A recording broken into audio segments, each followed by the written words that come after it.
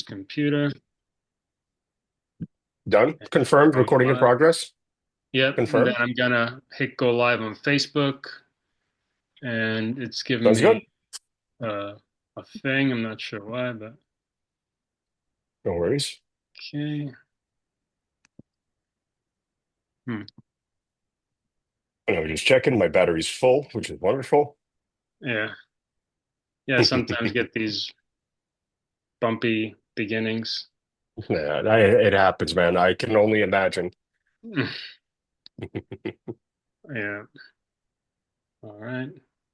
And if all right, okay. Looks like we're going to Facebook now, All right.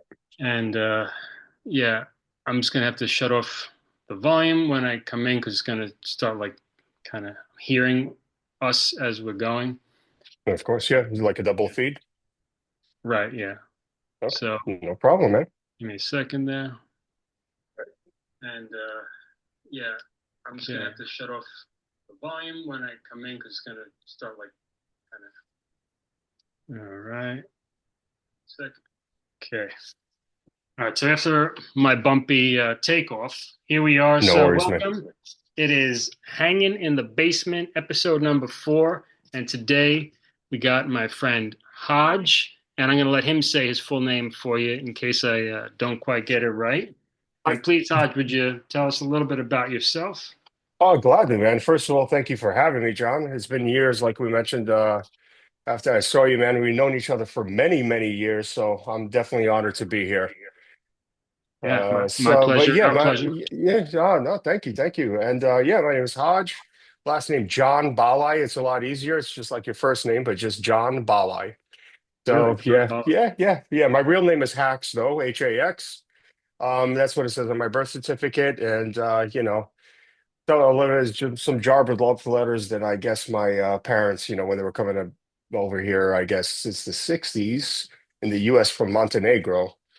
So yeah, quite the history from back and forth, man. I grew up in Europe, though, for the most part. Born in Brooklyn, of course, but grew up in Montenegro. I work in IT as an SME, subject matter expert.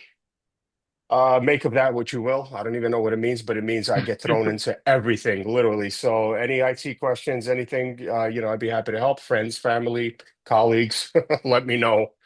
But Cool. for the most part, I guess the biggest part of me that I identify is really just as a musician. And I was talking to my colleagues today and kind of showing them videos. I was showing them your birthday jam today. I was like, "Hey, check this out! I'm going to be on my friend John's podcast." And I was showing them the birthday jam. I was like, Oh, nice. I'm very proud of this." I was like, when Jeremy hit me up for that, I honestly jumped on the opportunity. I thought I was going to break my hand saying yes, yes, yes, So it was really neat. But yeah, other than other, kind of fluffed up, boring stuff that I, kind of shouldn't say. Hmm. That's pretty much it. Very simple, man. I'm just a musician, primarily a guitar player, and I love music, music theory, composition, you name it. Yeah, cool. So love to What's up, dive in. Kai? So yeah, thanks again for being here, and No, of love course, Kai man. host. Thank you both for having me, for you and your awesome host, Kai. Thank you. So I didn't know I knew the name was not an American name. I didn't know so you would pronounce it Hex, Hax, Hax. Hax, yeah, my real legal name, but everybody called me Hodge, Hodge. So, Mm-hmm. and it's funny, I actually chose to go with that spelling. It was easier because people like Hodge, like Dodge. I was like, yeah, absolutely, because I used to work for the federal government, and but also when I came back into the realm of IT, time and time and again, when I would use my personal computer, like, I'm sure right now, if you see my last name, Hax, a lot of people would get kind of freaked out. And they're like, wow, this guy's not even trying to BS us when it comes to hacking anything. I was like, no, it's definitely not that. That's actually my real legal name, man. Wow. Let me Yeah, turn my phone on to airplane mode yeah, here. absolutely. By the way, Wow. John, So I love your necklace. thanks. I love your necklace. And listen, I kept my word. So much so Okay. I had three of them. And of course, Oh, this is sweet. my love of everything Oh my European gosh. history and my That yeah, that's your Thor's hammer. I think I yeah. have almost the same exact one, man. If you got it from Very similar. it's actually from Norway. I bought mine in Norway in a store in Yeah, Farsund. there you go. That's the one then That looks like the probably. exact same thing I have. Yeah, yeah. And Yeah, I don't know. this one is custom made by a guy on well, it used to be actually, I don't really remember the shop or anything like that, so I'm definitely not promoting here, but he was able to engrave a quote from one of my favorite authors, John Milton, and it says, "Awake, arise, or be forever fallen," Oh. which is, if you've ever read it, it's kind of going a little horror here. It's the quote where Satan tells his fallen angels, fellow fallen angels, a Mhm. very inspirational quote, at least for me. Mhm. So John Milton, Yeah, that's Paradise Lost. correct. Yeah, yeah. Okay. Yeah, It's I never funny. read Yeah, it. I didn't read it's it. wonderful. It's probably the best, not the best. I mean, of course, the things are like that are subjective, so I really shouldn't say. But to me, it's definitely one of the most beautiful works of, you know, English literature. Hmm. There is, and yeah, literature was very big when I came back to the U.S. and my sister read me Edgar Allan Poe, and I was just literally hooked. And a lot of my tattoos, has from Paradise Lost and Edgar Allan Poe and stuff like that. But it's also I have two ravens, which are like Odin's ravens. So yeah, Uh, yeah, no, Raven tattoos. Raven, yeah, yeah, I love Edgar Allan Poe. yeah. Certainly around Halloween time, or October, I tend to pick up his book, read a few It's stories, but awesome. just a paragraph, like just one huge chunky paragraph filled Yeah. with description. Like it's like biting a dark chocolate when I read Edgar Allan Poe. Like the words are just so rich. It is rich. It is rich. I think the only person that could come close to Edgar Allan Poe's beauty of the melancholy is Peter Steele from Typo Negative. Really, talk about a guy that just makes. You know what? They accepted their melancholy and depression, and they seem happy about being miserable, which is awesome. Yeah, Yeah, sort of I put it. can't disagree with that. Yeah, I Yeah. This mean, is greatest hits? Like, who says that? The least worst. yeah, The greatest hits. he knows about typo a little bit. We were Oh yeah, talking about him. the least Yeah, worst of, yeah. yeah. It's like one of my favorite one of my favorite things amongst many that Peter Steele said is he said it was like I think Howard Stern was asking him like, "Hey, are you finally happy, man? Happy?" He's like, "Oh, how about happy?" He's like, "It's I'm less miserable. Let's not go with happy." So Yeah, and like yeah. the carnivore days, he had like race war and some stuff that's and he kill all the white people, arguably like Well, racist stuff. But then the well, the thing I always said was that he hated all people equally, right? Or that's what he said. That correct. And if you, including yeah, himself. I think that's probably takes the cake for Peter Steele.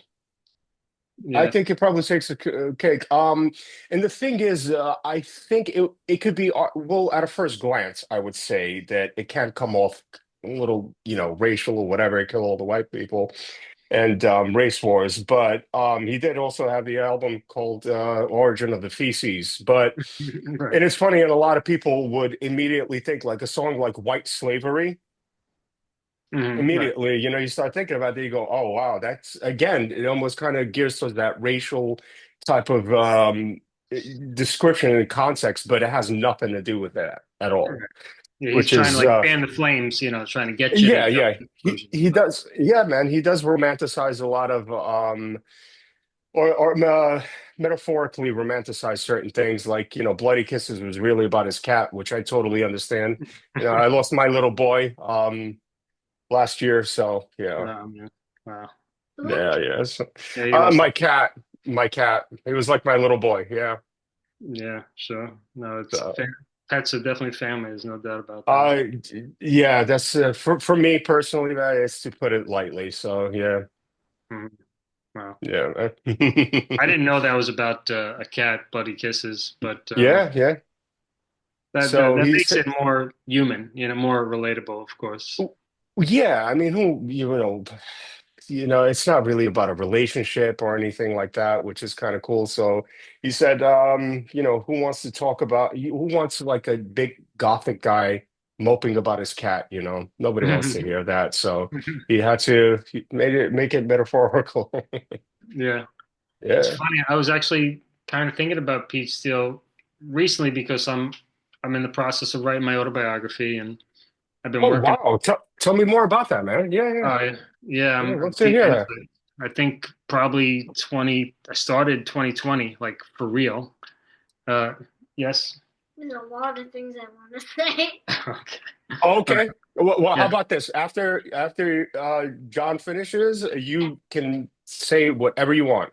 Okay. Even though I'm not the host, I'm just trying to hang with you, Kai. Yeah. Yeah. So we're all equals here. Awesome. So yeah. So I started officially, I guess, 2020 during COVID. I was like, okay, now I had this chance to. I was home a lot. I'm like, I wanted to write my autobiography. I always felt way too busy. I'm like, I'm just going to dig in, and it's been an ongoing process, and uh, I really love it. And I guess I'm 60% or 70% there, but each year of Awesome. my life is a chapter. So I didn't want to like Wow. focus on like my successes or my failures or what like peaks or valleys. I wanted to just like every moment of my life more or less is equal. Of course, that's kind Yeah, of of impossible, but I course. kind of want to approach it that way. Like Understandable. like an ordinary life of an ordinary person in context of when I lived. 1980, I was born, so I'm No, doing 1980 to 2020. It's called A Creative Life in Context, Seeking My Truth, A Creative Life in Context. So it that's tells awesome, me, man. it's not like, I never became a rock star. It's part of my journey. But then I realized that becoming a Buddhist was part of my journey. And I got That's into that's amazing, man. the plant-based journey was part of my thing too. And then this Yeah, guy yeah, living in of Japan, course, man. living in Brazil. So there's a whole lot of Wow. different pieces. And I never made a heck of a lot of money ever, but somehow I live in a nice circumstance. And what I Well, have to show for all my interesting or unique life choices is my story, you know. So I just want that's to tell. incredible, man. Well, I think that's beautiful, man. You see, I mean, that makes me very happy to hear. When I see good people, to me, that's success, John. I think so, man. Especially the fact that you got a chance to live somewhere else. You got the little man right there, Kai, and you live in a beautiful home. You have a family. To me, that is above and beyond success. And more than anything, you seem content with it, which I truly admire. Yeah, And we've all had, just going back to a lot of the folks, not a lot of the folks I know, but all the good people we know collectively together, it always kind of it brightens my day to hear that, in all honesty. I don't ever see like things of like, okay, or something petty, or even seeing some good people succeed, even if you think you're not succeeding, whatever it is. I find it something very human and beautiful when I see somebody happy and content with their life, man. And yeah, you certainly do have a story now telling me, like, I had no idea you had, chosen a Buddhist path or anything, which I find phenomenal. You know, I yeah. can't say I know many people other than, people who were born into it, I would say, Hmm. um, that are Buddhist. So I think that is pretty awesome, man, and unique. And look, man, I'm gonna be honest, you're probably the very first Buddhist that I know that went into it and is from Brooklyn, man, Marine Park. I mean, I'm in Sheepshead Bay, so Right. we're kind of neighbors, man. Pretty much, yeah. I Yeah, was yeah. wondering. I didn't ask you. So you're in Mhm. Sheepshead Bay. Yeah, yeah. I was in Bay Ridge for about a year or so. Then I came back here to Sheepshead Bay to be closer to my mother and father and my sister and niece. So Hmm. yeah, Oh, yeah. awesome. And I've been back here since 2018. Okay, Cool. As you notice, I reference the years a lot because that's kind of like my marker, you know. Hmm. So just to kind of tell Kai when we use for me when I use big people words or like bad words, that I can that's how I connect the dots, Kai. Sometimes when I have trouble speaking or have a mental fog, I kind of say the F bomb sometimes, the S bomb and stuff, and that's connecting the dots. That's how it helps me leap into the next sentence. Don't You know? worry, just So before I take it away with another Yeah, new thing, let's go see for what it, this man. guy Yeah. has to ask. Kai, what was Kai, you had a ask bunch of things? away. I mean, like at least 10,000. I don't know, or 100,000. I'm Let's not speak sure. loud, remember, for the microphone. Well, first, I just want to say I'm a drummer. Oh, that's amazing. So whenever you come around to our place, we're gonna jam, and he's gonna be the drummer. I'm absolutely down for that. And drummers are rare, Kai. Hmm. They're a rarity, and especially one that's pretty put together. That are cool. They can hang with us. I think that's rare. It is. It is. It's a special thing. Your pops knows that. Your dad Yeah, I knows know that. about drums. No, no, no. I think you know about drummers who are not so put together as Kai. Yeah, he's a pretty well-rounded musician, actually, I'd say. That's awesome, man. I play several instruments. Yeah, he also plays guitar That's amazing. in a very non-traditional way. I did not teach him. Nobody knows how I play it. I do not understand how you or anybody plays guitar. I play it just some way nobody even understands. And I don't understand what he's doing. When I see him play guitar, I'm like, Yeah, what is he doing? yeah. When No, I do it, he's like, what? I said the same thing about your dad too, the way he plays. I saw your dad perform in I think it was the Wicked Monk, man. Remember that? I think. Oh man, Did you play there? yeah, And you I did a few shows there for sure. Yeah. I Judge, just so you know, I have the elephant memory, so I do remember. So yeah. But yeah, Cool. you don't have to play like everybody else, guy. This is the beauty of it. I'm not You know, trying to. It's just I'm like, oh, I Yeah. know, I know. I'm just saying that's awesome that you play your own way in a very non-traditional way. Yeah, I somewhere because being a guitar teacher for years, I got this idea like with my son, people would say, "Oh, he's gonna play music like you, right?" I'm like, maybe. I'm definitely not gonna push it, and until he's like begs me to teach him, I'm not gonna teach him anything. Yeah, So that's awesome. Choose that his was own my path. philosophy. Yeah, so we didn't like feel pressure. I think And, that's I think yeah, that is pretty awesome, really he awesome. plays, I he yeah. plays lefty, and he plays on his lap with his thumb only, and somehow he's playing chords. Like he could play Zombie, he could play all sorts of songs of his own, and it sounds like full. It's really bizarre. I don't know how he does it, but It's his way, man. I think that you definitely pursue that. I Yeah, definitely pursue it. it's different. I kind of just play with one finger at a time, or a Hmm. few fingers at a time. Sometimes I just like hold the bars without pressing them. I'm extremely different from anybody. And very I like intense. that. Yeah, a lot of Intense. emotion. Yeah, a lot of emotion. So that makes it fun to listen to, you know. And then I also And have the wall of sound, like the Smashing Pumpkins. I have the wall of sound. I don't know. wow, you know about the wall of sound, huh? It's funny. Somehow I do it. I One of my managed to do it. heroes. Yeah, and I would love to hear that one day. Yeah, I definitely. absolutely would. Devin Townsend also talks about that wall of sound. So, and he's Yeah, another brilliant. He's a brilliant mind, man, too. So yeah. He's pretty, and yeah, he's an yeah. alien. He's He's a an genius. alien. He Yeah, oh, absolute definitely, definitely. absolute alien. He's that Ziltoid character for real. I think that's his real identity, Hmm. probably. So This that's is the awesome. actual cowbell. I have it Oh, right here. a cowbell. That's awesome. More cowbell, always. More cowbell. You gotta have more cowbell, baby. Yeah. Yep. Um, so Yeah. tell us a little bit about how you started playing guitar. Can I ask? Oh, oh, yeah, Oh, go you have a for it, question? Kai. More questions. Okay, give a question. Oh, sorry. We didn't mean to interrupt. Okay, So speak loud. I just want to say one more thing. I can also play different Oh, time signatures.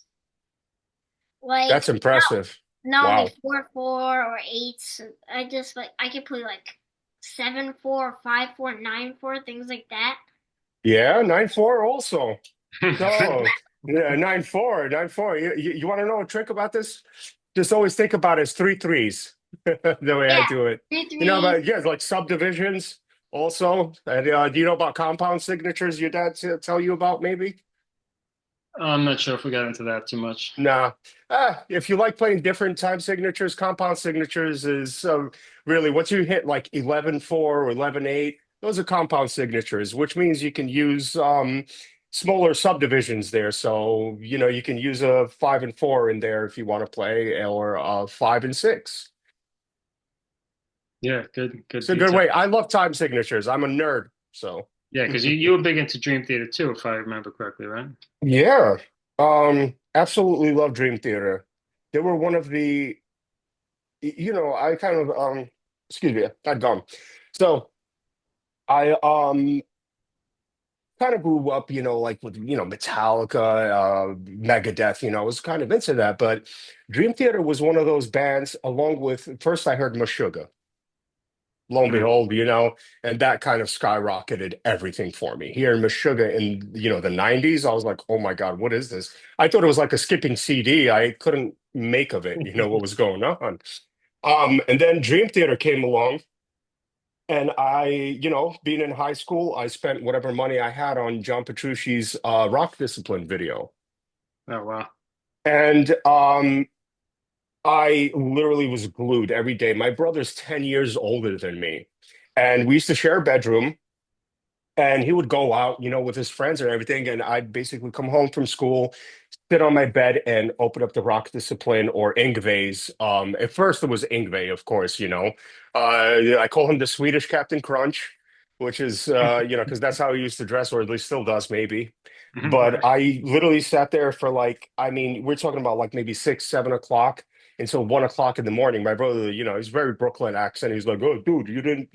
Well, would you even change your clothes? I'm like, man, I would just sit there because it was really the love of learning music for me. It was the love of it. I didn't do it for any kind, of course, yeah, high school, you're like, oh, look what I can do, I learned to Yeah. sweep today, or whatever the case may be when you're younger. And it was really just probably the most fantastic journey because my brother was the first one who bought me my guitar for me. Oh really? And yeah, yeah, I was 16 years old. I started taking it seriously around 16 years old, 17. Um, but prior to that, I come from a pretty musical family. My sister has one of the most beautiful voices. She plays guitar. My brother plays a little bit too, but the way I started, I was basically Kai's age when I started playing the lute. And my dad is I mean, this man has played music and played the lute and sang for most of his life. And I basically was like, I kind of want to play with my dad, and then I started playing. And then I was like, I kind of want to whip my dad's ass in this, So I played. And then he's like, and the minute he saw I started getting better than him, if that's really a thing. And he's like, cool, now you're going to play in front of people with me, And I was just a cocky little turd, and I always loved playing in front of people or anything. And then I started playing guitar, became a teenager, and probably have you know a dinosaur portion of stage fright. So Okay. yeah, yeah, it's all cool and everything. When you see your friends play on stage, you're like, oh, you get that energy, and then you get up there and go, oh boy, I need a lot of alcohol for this. So Wow, you know, interesting. yeah, yeah, but it was really. Up until I first started playing guitar, I never stopped playing up until I want to say the maybe early 2000s. I stopped playing. I was very heavily into like bodybuilding and stuff like back then, and just Mm. I guess a different life really between work and school. And then I picked it up again. Someone really inspired me to start playing again. A very dear friend of mine, and she basically was like, why don't you start playing again or whatever? And I was like, yeah, why not? And so ever since 2011, I've been playing, again. Wow. Just yeah, Yeah. it's Yeah. quite the journey. Whenever I talked to Jeremy in the past several years, he would always Yeah, mention man. you have a studio and Hodge is still, creating some awesome music. And That's yeah, so I tremendous, want to man. hear it. And so then when I found your YouTube channel, a couple Yeah, of years ago, I'm like, ooh, yeah. I can hear it. We checked it out today, and Oh, thank you sweet, guys. sweet riffage on there, man. I Thank you, was thank you. expecting more shredding. I'm sure we'll get more on there at some point. Yeah, yeah. You know what it is? Yeah, no, definitely. I started re-uploading. I shouldn't say re-uploading, but making new tracks. I want to say, kind of like whenever I can actually put an album together or something, and it's not something to just kind of release and go, "Oh, I did an album." It's really more of whatever's in here.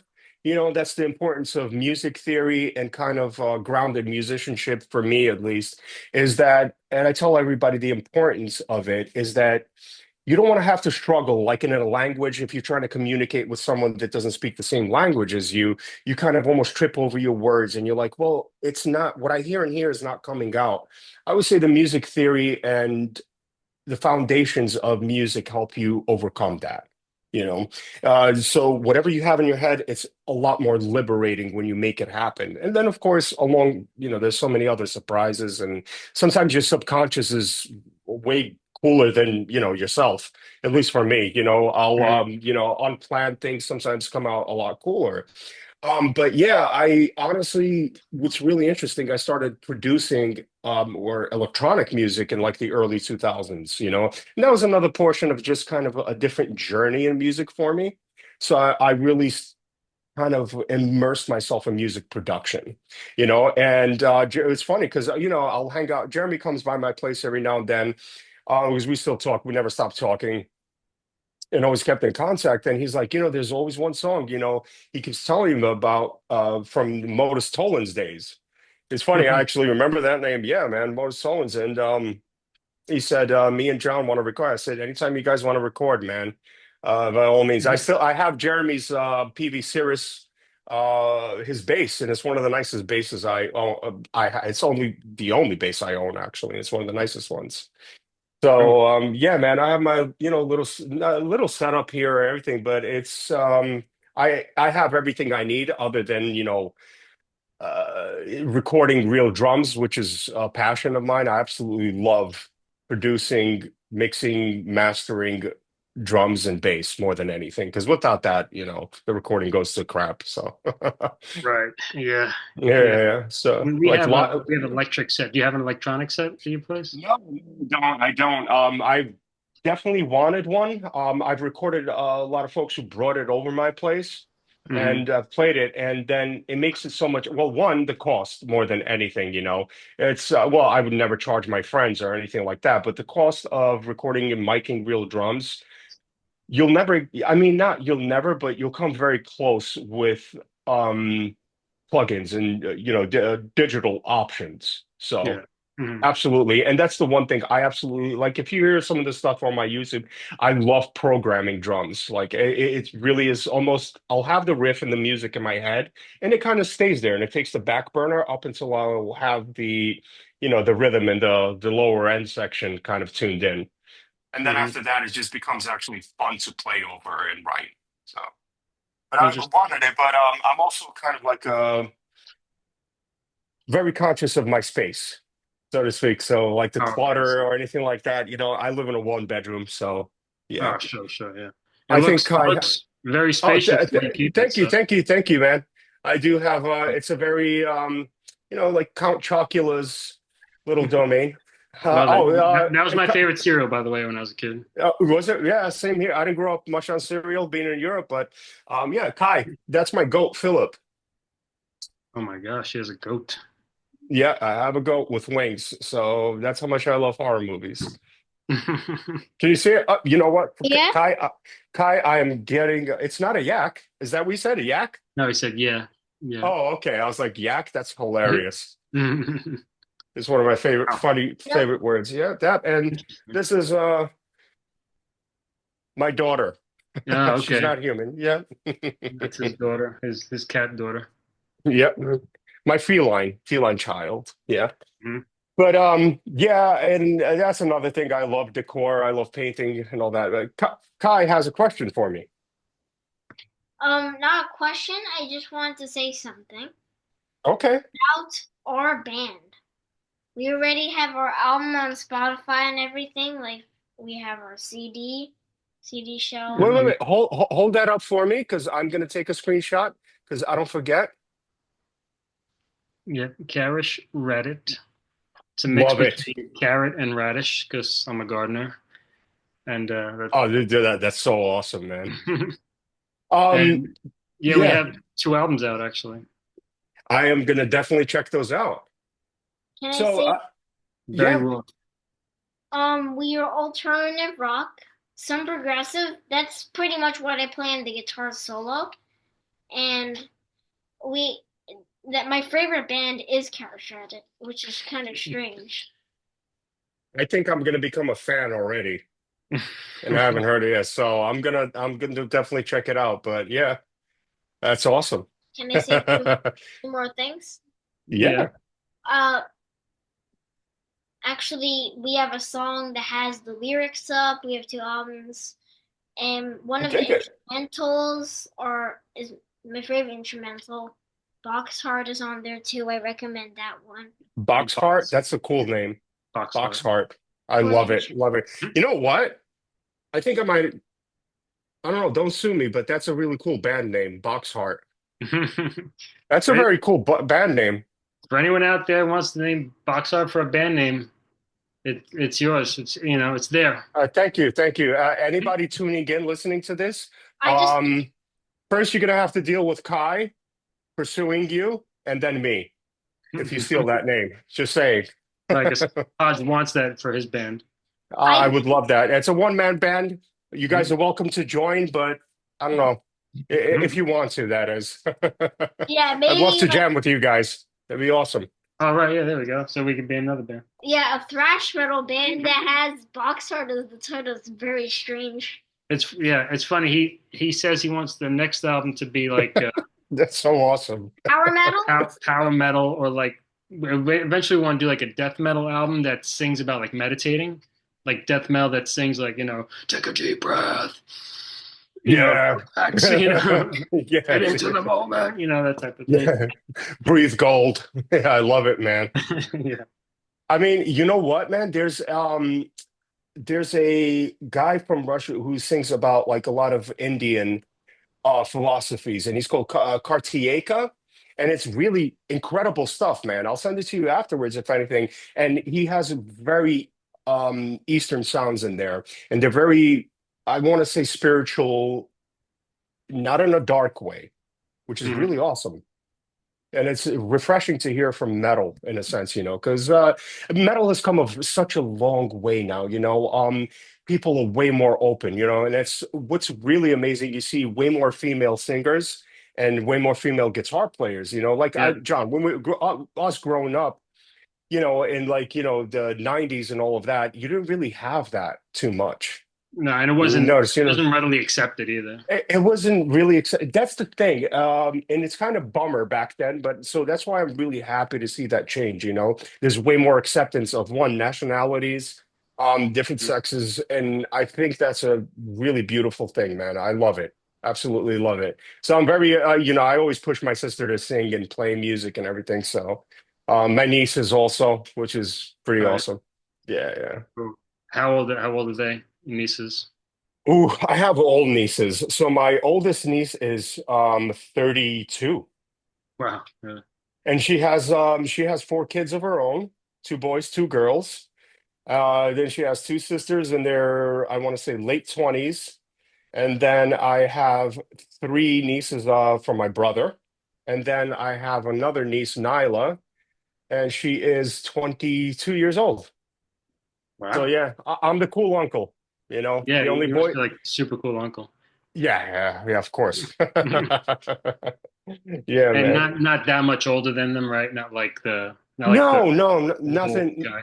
Yeah, not. Yeah, I don't do the creepy uncle thing either. I don't hit on their friends or anything like that. No, no, no, nothing like that, man. Besides, you can't exactly do that when you're a hermit either. So, Okay. Yeah, I'm definitely a hermit, Your self-proclaimed. homebody. Yeah. Oh, very, very much, man. Very much, you know. And to the point where it's like some of my favorite bands might come around or anything, and I'm like, that's awesome, man. I'll catch it on YouTube, you know. That's no, I hear you. I am not Sad, a sad lover but of true, man. concerts. I'm not a lover of concerts myself. Same here, man. I mean, some shows were inspiring and almost life-changing, it seems, you know, like going back, like Dream Theater was when I saw them in 2000, it was like just my jaw dropped, you know. It was phenomenal, but you can't pay me, man, almost to go to some of them. I just unfortunately can't, man. Yeah.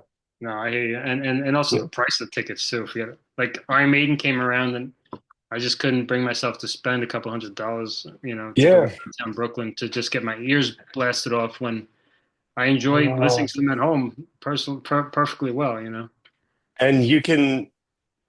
it's your own set list too. Yeah. You kind of can't beat that one, man. You know? Yeah. I'm Yeah. not a big fan of concerts, I have to say. Last Yeah. cool concert I went to was Halloween? with Jeremy. It was we went to see Halloween in I forget the Halloween. venue. Yeah. Wow, dude. I haven't heard that name in a very long time.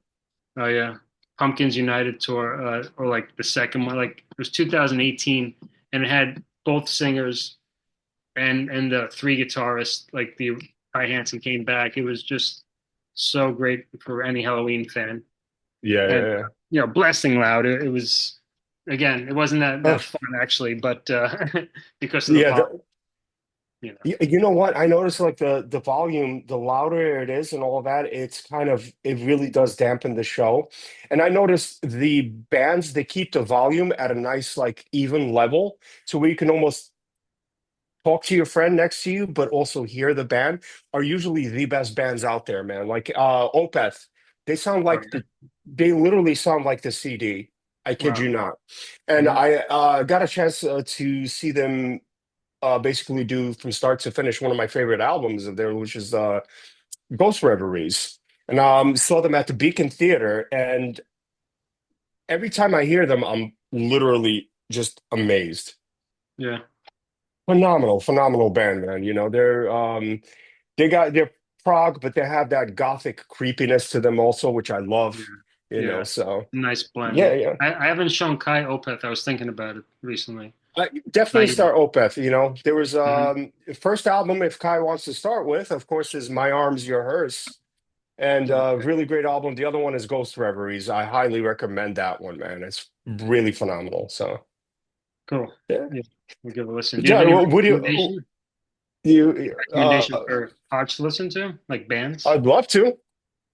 I know way too many bands. It's hard for me to even Oh think of well, one. Yeah. Well, what's our number 10 song?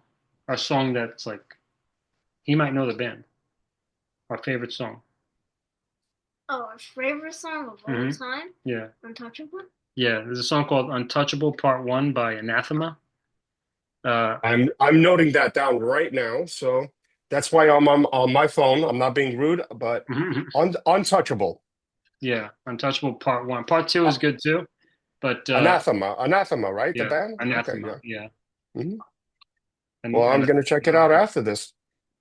yeah, I'm quite sure you'll appreciate Yeah. this one. And it grows and grows, and it's like about something that, for me, it sounds like true love that he's singing about, and he's really letting someone go. Yeah. It's not like, someone, how many love songs are just fake nonsense, or like "I love you, baby," or mad at someone after you break up. This is like Yeah. you love someone and you're letting them go, and truly letting them go, and it's Yeah. and then the other person wants the best for you. It was, I don't know. That's how I read it, and Which it builds and builds. It's really nice. Yeah. That seems like a very hard thing to, I think, accept and be mature about. Like loving someone so much that it's actually best for them not to be. with you or vice versa. Maybe it's something toxic or whatever, not that I'm an expert or any of that really, but it seems like a very mature thing that it might be best and it might be something that takes years, which is on the subject of love, takes years for you to kind of accept that because at first, there could be anger because I'm sure sadness more than anything, then there's a separation anxiety and all that, but I'll definitely check the song out because it does seem unique in that sense. Which, Yeah, like you're right, there's that "I love you," "I hate you," or whatever the case is. So yeah. It's not that nothing. energy. That's Yeah, refreshing for sure. it is, Not that I've and come across a lot of songs like that, but um, yeah, that's part of the joy in my autobiography is that I've had some various roller coasters in my life and some relationships and I change names and stuff so I can write about people and I have yeah, a yeah, no that's I have a policy uh, no slander. name So I'm not going to no say something like anything that. bad about people. I But I do want to I be honest respect that. too, Yeah, but I do respect that. But you don't have to slander to be honest. You don't. right. You can find the right way to say things. Yeah, there's always the right way to say things, and how you say them, how you present them is impactful. Absolutely. And yeah, and look, not to sound stereotypical, but you are the bigger person when you don't slander. Sure. So hmm Yeah, yeah. But at the I same think time, that at like least all that like the pain and the discomfort or the awkwardness that comes with it. I think that type of stuff is important in everyday stories. Like it is. I think it's important like the boring stuff and like the painful the discomforts. People can relate to that because that's like, oh wow, that's real life. It And of is real course, having life. some excitement and adventure once in a while in a story, but it doesn't have to be like all about that, you know? Yeah, I'm just Kai's He's like my cat. I'm digging his I'm digging his couch, his human Yeah, couch, and yeah, it's the love seat. yeah. Yeah, This is no, you're absolutely right, man. It is, but here's the thing: it's not. I would say it's not so much the way it is like the boring stuff or anything. It really is just the journey of it, though. mhm. There's a center of the story, then there is kind of like the adventure leading up to whether it's something successful or sad or anything, but it's human more than anything. And that's something we can relate to, We all feel, unless you're a sociopath, of course, or some kind of nut bar, all of us can relate to those emotions, whether it's sadness. One of the most beautiful feelings is love. To say that, this is coming from like a gothic metalhead, yay. Because it is true. It's probably the most valuable emotion, But that Mhm. you know what is, is yeah, he saying? But you know yeah. what is also probably the second most valuable? Boredom. Because boredom leads to love. Without boredom, there probably E- wouldn't be happiness or love or anything. True, but boredom can also lead to maybe a little bit of false love too. Because if you're bored, Yeah. Mhm. you might not appreciate the person so much. I think it's really important to be comfortable with yourself and not be bored, because then you can actually truly value somebody's company.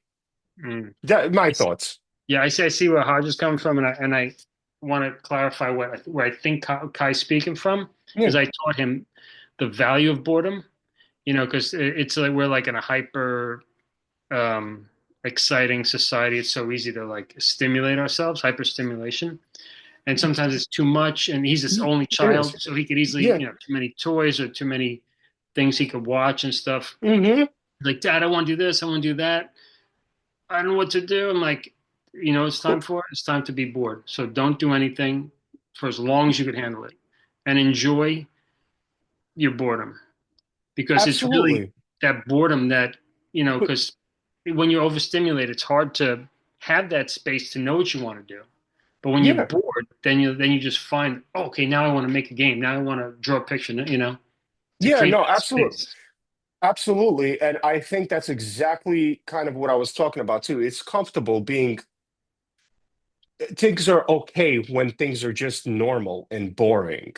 I think that's a really amazing thing. And going back to, relationships, sometimes some people can't understand the value of that, again, like that boredom of things just being okay, being comfortable with nothing happening, Right. and that's a big one too. Be like hanging out with somebody and not have to be overstimulated is valuable. It really is. Like, how many of your friends do you know that it's just sometimes too, it's just, dude, you sit on the couch, watch TV, and like you don't have to um kind of use fillers to Mhm. talk or hang out. You're just, two people hanging out.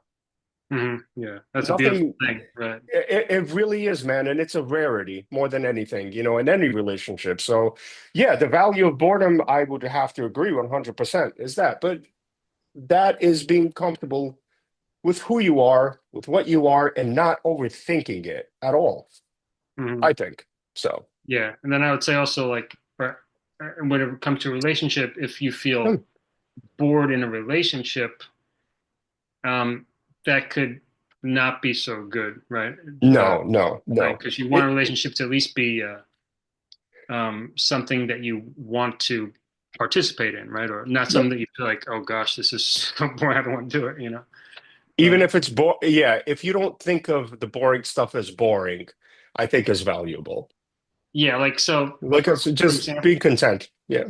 yeah, like in previous relationships, I've had experience where like I want to grow, and the other person, but my partner, of course, they want to grow, but it wasn't their priority on the same level as mine at that time in their life.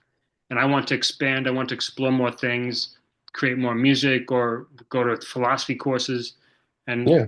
this partner, one partner I could think of, would just rather just hang out with her friends and me, or uh, just like really basic kind of hangout stuff. And Yeah, understand yeah. she was younger than me and she didn't have the same burning, seeking spirit that I had at that time. And but Yeah. eventually got to the point where I felt like uncomfortable in my own skin being around her. Not because I didn't love her. I still love her as a human being. I never lost that, but it just wasn't right for me to be on the path with her anymore, you know.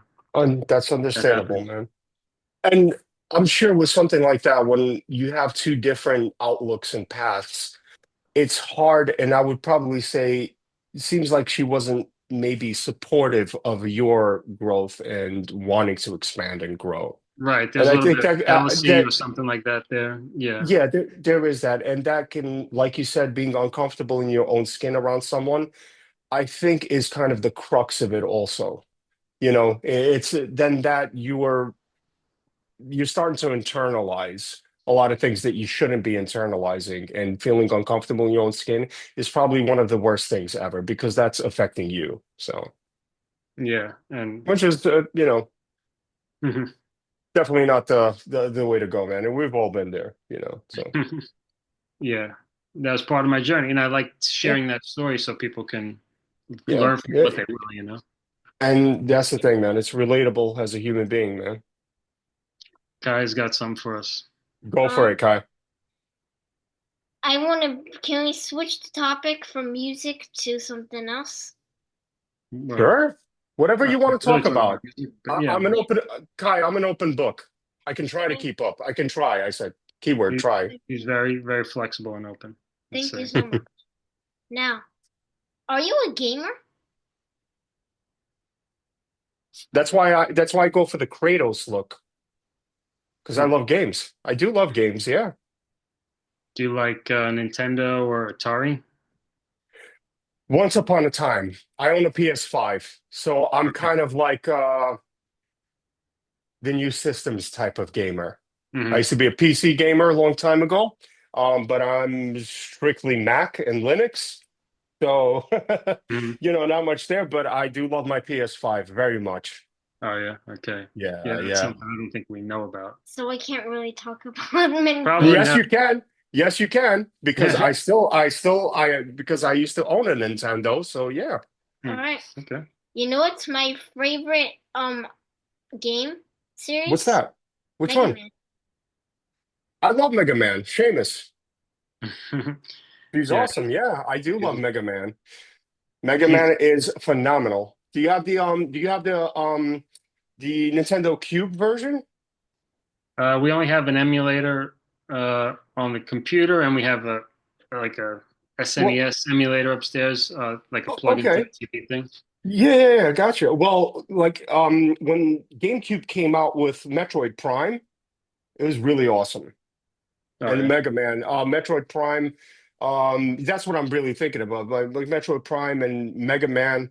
I remember Mega Man had this really cool MIDI song to it, and it very, almost sounded like neoclassical metal, Yeah, which is super really cool. awesome. Yeah, One of yeah. Mega my favorites. Man So has the best instrumentals in video game history.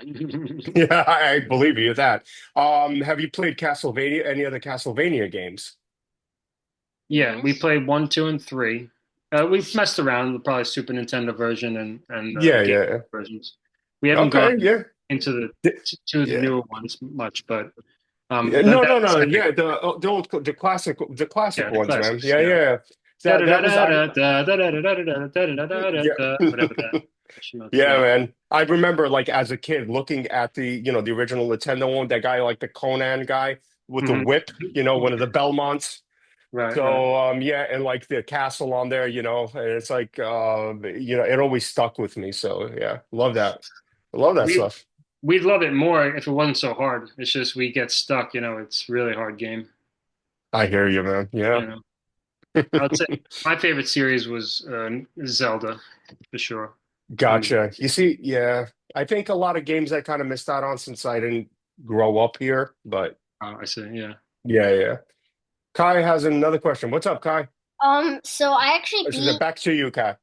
yeah. So the thing that SNES thing up there, I beat Mega Man 2, the Game Boy version, like about Hmm. 5 times already. Yeah, there's like a Five Game Boy times. Mega Man. Yeah, Mega Man 2 on Game Boy. He beat a few That's times. awesome. I dig that, man. That's awesome. Yeah, we're not really gamers that beat games that often, but It's about sometimes. just fun. It's about fun. That's all it is, man. That's Yeah, what games are. They're fun. Play games, you enjoy them. That's it. Some games I still haven't beaten, and it's been months and months. Well, primarily because I have a career. And it does hinder that gameplay, that time for me at Yeah, least. Yeah, right. boring stuff, man. Yeah, such is life. We have that. Uh, Understandable, man. And New York City life more than anything, man, too. yeah, hustle, right? Um, yeah, man, it's a hustle. It's not jolly at all a lot of times. It's what you try your best to make of it what you can, but there's a dampening things. New York City is not what it used to be, man. Yeah. Not at all. It's a different world now. And I noticed how much of this a kind of like love-hate relationship I have with, just home. New York City is when I traveled. I used to work for the federal government many years ago, and they sent me all over the place, man. And I noticed how just kind of amazing some people were outside of New York City, man. Just like the poorest of towns and Hmm. states. And like places like Kentucky, people are just human beings, man. They're nice. They're willing to help you or anything. The minute you land, like when the last time I traveled really was in the UK. I landed at the airport there. The guy goes, one of the TSA guy goes, "You must be a musician." I was like, "Wow, dude, good call." But Hmm. um, in the mirror and Hmm. on my own, I am. But for here, I'm actually just for just a regular old job. The Hmm. minute I lined back here, I got this little shit of a TSA agent going, "Come here, take off your hat." Just rudeness. So. It's like I said, it's a love-hate relationship, man. And I started taking the trains again to work, and that just, oh, dude, that's talk about a spirit destroyer, man. So yeah, Yeah, a lot of my friends. I have like a text loop with some of my buddies from my old bands and just guys yeah, who just hang out on the block, and they pretty much say that they're not happy with New York. And I just no, went to the man, city for a dental thing, and the other day, and yeah. I was like, I'm not cut out for being in Manhattan anymore. It's just too intense for me. I mean, I've become a homebody myself a bit, and Like I admire that, man. Same here. And it's like, I used to work 2 day. I used to work full time from home Then it became 2 days from home, and now it's back to 5 days, taking the train, going into the office, and it's Uh, just, I just soul crushing stuff, man. For me. Yeah, well, well, you're yeah. doing it somehow. I going through the motions most days, man. Yeah. Well, you haven't Yeah. lost your spirit though. Ah, thank you, man. I appreciate that. I do it. Trying to fake it as best as possible. But yeah, John, have you ever one thing I know I'm a little bit conscious of time of your time more than anything, but have you played any headless guitars, man? Headless So guitars. yeah. Maybe not. Maybe not. No, let me grab mine. I just want to show you this and maybe Kai too. You know what? Maybe when we jam, I don't strictly play anything really, but yeah, this is my Kiesel guitars, which I absolutely love, man. Oh man. I think I have close to 10 of them, and they're all Wow. very different. Yeah, I love it. And I'm not a guitar collector. I never have been, but each one is different. Each one has Alan Holdsworth pickups in them, who's one of my heroes, guitar Mhm. wise. And I absolutely love these, man. Wow. Headless You guitars, play they're them. it's just very what's that guy? How do you even tune them? Right here. Oh, cool. Tuner's on the bottom. Tunes right on the bottom. It's super easy. Changing strings is awesome, even with the tremolo. Nice. Very easy. I absolutely love these. This is the Delos model. And Hmm. that was another thing I always like in my YouTube channel, not like again, it's not like it's a massive library of stuff, but I always try to like I remember we were kind of chatting a little bit of just having a raw sound and just kind of like a one take wonder type of deal. Like if I mess up, it's on me type of deal. But I Hmm. do kind of try to use different plugins for each kind of like video that I do, just so it's you kind of get an accurate representation of Hmm. the plugin itself. The kind of whether it's like I love the neural DSP stuff, some polychrome by McLaughlin Thomas. And there's a lot of phenomenal software, and it's come a long way, man. So I do try Yeah. to, kind of like at least do that. It's phenomenal. We watched a video of you today doing some like just kind of wild. I want to say shredding. It was not just shredding. It was just kind of wild lead guitar stuff with. Oh, gotcha, gotcha, Maybe gotcha. it was one of the, maybe it was that type of guitar. I don't remember which guitar it was, but Most yeah, likely, yeah. yeah. And those whatever plugins you're using, pretty cool. Yeah, pretty Oh, cool thank you, man. sounds. Thank you. Yeah, yeah. And Everybody's using them now for recording, man. It's just, miking a cab and all that. It has a very organic sound already, but at this point, it's just preference what people like. And it's funny. I've never owned an actual amp head in my life. So the minute digital stuff came out and everything, I jumped on it. Being a nerd, that loves computers, I immediately like jumped on a lot of these. So hmm. phenomenal. Although I do have a Kemper that I adore. Hmm. Yeah, so it's Yeah, I like the really, really raw. awesome. So even though you're kind of in the digital Yeah, technology aspect, you still do the raw, just like I'm gonna play and and improvise or just like go for it, right? that's Keep it it. simple Yeah, on the phone. most of the stuff you heard there is not really, other than the background tracks that I'm working on. I really kind of just either play the melodies or the riffs on top of it. That's kind of like improvised on the spot. That's the thing. And none of it's pre-written for the most part. Okay. Unless there's some like doubling within just kind of like keyboard lines and stuff that I'm doubling every now and then. Everything is just really on the spot, and that's kind of like how I try to keep it, at least for now. It's a thing to kind of show friends, family, colleagues, and stuff like that. They're like, oh, do Hmm. you have it? And it kind of like became of Where might be going? like, do you have any videos of you playing, or do you have a YouTube? And I used to always go, well, actually, I don't. And I was like, huh, Hmm. maybe that's kind of cool. It's not anything to like, I'm not looking to become a YouTuber or anything. It would be cool though. But so Sure. some folks make football player money. But it's really about just putting out the content, man. Content. Sorry. Yeah. Yeah, I hear that. That's great. I'm glad you did it Yeah. because Thank you know, you. I'd be, I was curious to hear what you do and I could hear it. And Yeah. whether Yeah. it's Thank you. if it's just to show your friends and family and colleagues, then why not? Yeah, Why exactly. keep Why it a not? secret?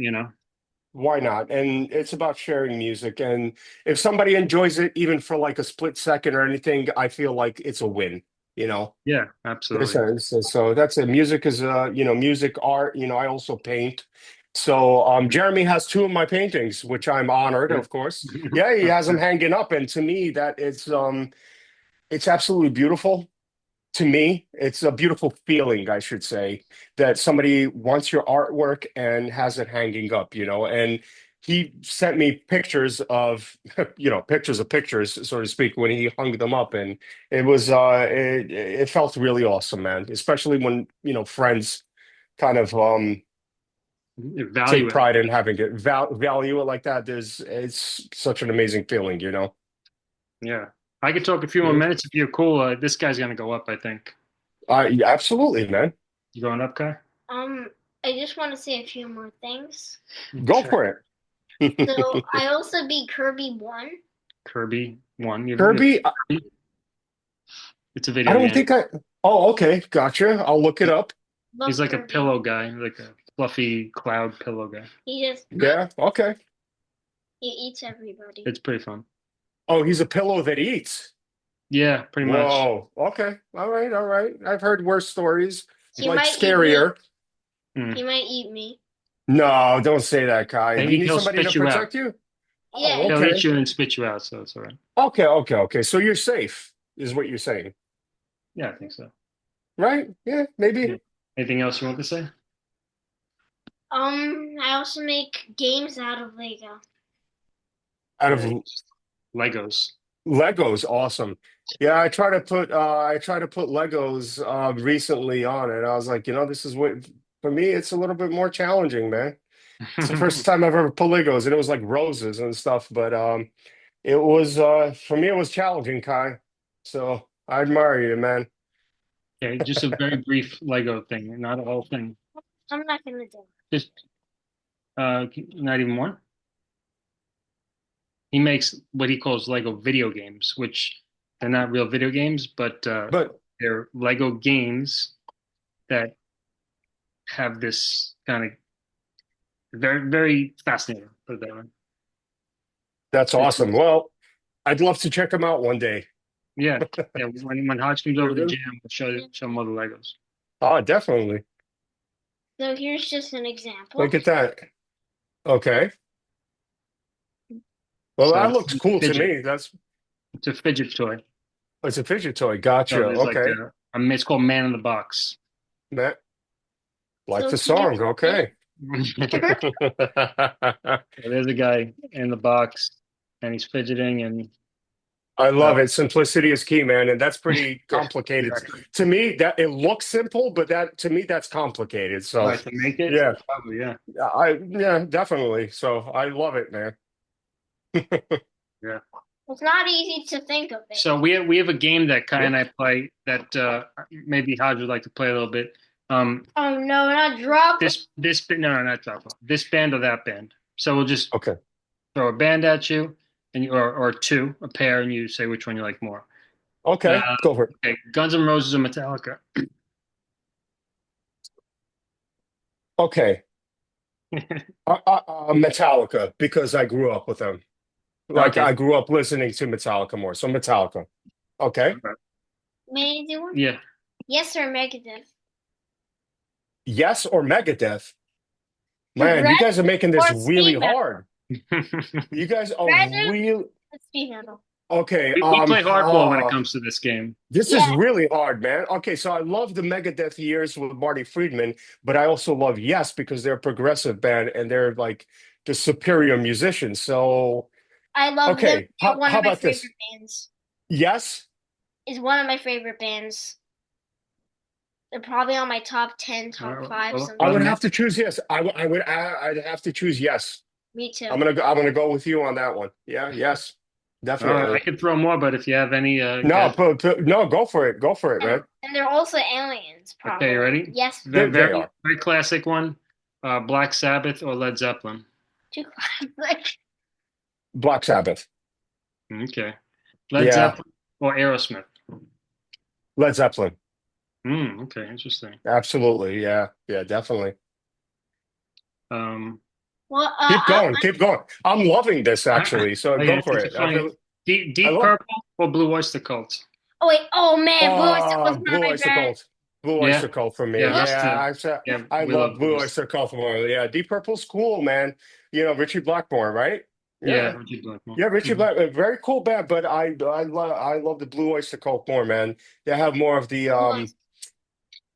you know, Fear the Reaper. So how do you beat Yeah, Yeah, that, come man? on. it's a Yeah, richer songwriting Yeah, experience. I like it listening really to is. they're They're progressive, so awesome. like progressive rock and roll that nobody Yeah, actually does. yeah. That's I very love true, man. Albert Bouchard. He's the drummer. Albert Bouchard. Yeah, I he even never knows knew the his drummer's name. name. I would never even know that, but that's awesome. So for Hodge, this one might be an easy one or might be a hard one. I don't know. Dream Theater or Rush? Dream Theater. Okay, so for you that's Dream easy. Theater. For me, that's easy. Yeah, Dream Theater because they're very I haven't really listened to Dream Theater in a while, I want to say, as far as like more the newer stuff that they've done or anything. But Dream Theater is basically, John Petrucci has been in my mentor and guitar teacher. He doesn't know that clearly, Mhm. but they've been almost like a spiritual band for me, man. So Sure. they were so them, Cynic and Meshuggah have been, kind of like the bands that were very early definers of, my kind of music journey. So Hmm, yeah, interesting. yeah, I also yeah. saw some black metal influence in your playing for sure. Yeah, I do love the Norwegian black metal, man. So very much. There was there's Bye you gotta praise the Dark Lord every now and Yeah. then. You have to. You bye. just have to. Bye. With the guitar riffs anyway. All right. Yeah, Okay, exactly. Yeah. guy's gonna go. Okay, good night, guys. Peace. Kai, nice chatting with you. Yeah, here. Hodge will come and jam with us one day. Absolutely, man. I'd love Okay, to. so I'd be what day? honored. What day? We'll We'll make a figure that plan. out. Yeah. Sounds good, man. Any black metal bands that you like a lot? So some more like recent stuff. Of course, Dimmu Borgir has always been, kind of like pretty awesome, but I absolutely love this Polish black metal band. They're called Magla, Mgla, Magla, which means fog in Polish. They're Okay. really unique. Not one mention of Satan or the devil or anything like that. Not a single mention. It's very um non-traditional, but the music is pretty awesome, man. They're phenomenal. Um, I absolutely love like Dark Funeral also, Okay. so Dark Funeral, they're pretty awesome. They're from Sweden, not Norway. Kind of like the earlier stuff, like I always like more of the symphonic ones that had Mhm. more of they're very, movie score-ish sounding to me. So So I I always imagine dug those. you're a fan of Cradle of Filth. Not so much, Oh actually. yeah. Hmm. Not so much, man. Yeah, Danny Filth just kind of he had this little thing to him, I guess. I just kind of never liked, but excuse me, I always loved Nick Barker, the drummer. He was phenomenal. And he ended up playing for Dimmu Borgir. Oh, oh my God, excuse me. Sorry about that. Um, really, there is one song I forget the name of too by Cradle of Filth, and it's one of the newer ones. It's pretty awesome. And I do like their remake of Hallowed Be Thy Name, I think, by Iron Maiden. Is Yeah, it? yeah, they did that. Hallowed be thy name, hallowed be thy name, something like that. So I thought that Hmm. was a pretty awesome remake. So Okay. Yeah, a little yeah, surprised that you're not into them a little more, but yeah, who knows? yeah, Um, yeah. I'm not a Who big knows, fan of indeed. Cradle of Filth, but I do kind of I Cradle of Filth to me is what I wish black metal was. Like when I listen to black metal, especially that early '90s stuff, it's just a little harsh, you know. I And like can't Cradle of stand Filth is it. kind of what I prefer, wish it sounded like, you know. So, which is why I like the more symphonic stuff because, like, I never liked Mayhem. I never liked uh, the And really like. Emperor has some moments, but mostly it's a little bit noisy, you know. It's very noisy. It sounds like it was recorded in a sewer pipe. I don't like that. Like to me, it was harsh, like Burzum and stuff. I never Yeah. dug that stuff, man. I can't stand that very, I want to say, I don't know how some people say it's organic, but it is the It is the worst thing ever for me, man. It's just making your ears bleed. So Yeah, no, it's not good for your soul, can't be. yeah, no, it can't be. It's definitely it's the best way to put it. Yeah, Yeah. but actually of that extreme kind of like, what about Behemoth? Behemoth is Oh, pretty Behemoth. I awesome. love Behemoth, man. Yeah, Absolutely love them. They're to me, that's what black metal should sound like. yeah, right. The music production and talk about a band that's very smart business wise. They've made their band into not just a symbol in a sense too, but it's a brand. Hmm. They have probably some of the best merchandise out of any band out there. Like they make clothing that's actual clothing. It's not just, hey, here's a t-shirt and a hoodie and call it a day. They make phenomenal jewelry. I have like four I have yeah, two, three, four pairs of their earrings. A lot of their like zip up like jackets and everything. They actually make really, really amazing stuff. And it comes Really? from Paul. I'm telling you, man, yeah, and it's not super expensive or anything like that. And it comes from Poland within like 3, 4 days, as opposed to things that are, FedExed or whatever it is, from California, which is phenomenal. So they're great business people. Yeah. I might look at that Yeah. for if there's anything, some sort of jewelry, a purplish type of jewelry I'm looking for. I don't know, like a necklace or something. Are you saying purple? Yeah, No, yeah, I love it. As you can tell, I love the color purple. yeah. It's one of my You're favorite. Yeah. absorbed in purple. Everything. Yeah, Can I yeah, say absolutely. something? Go for it. Go for it. Purple and red and purple are both my favorite colors. I love it too. Yeah. Hmm. Red and purple. And by the way, Blue Oyster Cult is not only one of my favorite bands on the top 10 or 5, they also have enough cowbell. I think they have enough cowbell. Yeah. You think they have enough? Okay. I mean, it's like Yeah, ketchup. yeah, You can always put a little more ketchup, but I think they have a good yeah. amount of ketchup on there. Yeah, you're right. You're right. And I'm a person that loves a little bit of food with my ketchup. So, Mm, right. Yeah. I do love ketchup, man. I really do. I'm probably, I don't know. John, do you know any one of your friends that has a ketchup shirt? I don't think I do. I do.